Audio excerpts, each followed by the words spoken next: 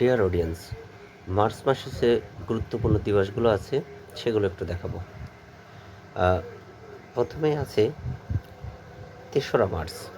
৩রা March দুটি দিবস আছে ৩রা মার্চে। একটা হলো বন্যপ্রাণী দিবস এবং বিশ্ব শ্রবণ দিবস। এই দুটি প্রথমে গুরুত্বপূর্ণ। তারপরে আছে আন্তর্জাতিক নারী দিবস ৮ই মার্চ, খুব গুরুত্বপূর্ণ। আন্তর্জাতিক নারী দিবস ৮ই মার্চ, এটা একটু ইম্পর্টেন্ট। ৮ই মার্চ আন্তর্জাতিক নারী দিবস। তারপরে যে দিবসটি আছে পাই দিবস ১৪ই মার্চ এবং আন্তর্জাতিক গণিত দিবস ১৪ই মার্চ। এ দুটো মোটামুটি গুরুত্বপূর্ণ। তারপরে বিশ্ব ভোক্তা অধিকার দিবস ১৫ই মার্চ, এটি গুরুত্বপূর্ণ। বিশ্ব ভোক্তা অধিকার দিবস ১৫ই মার্চ, বিশ্ব ভোক্তা অধিকার দিবস। দেন তারপরে ইম্পর্ট্যান্ট হিসেবে আছে বিশ্ব কবিতা দিবস ২১শে মার্চ, বিশ্ব কবিতা দিবস ২১শে মার্চ।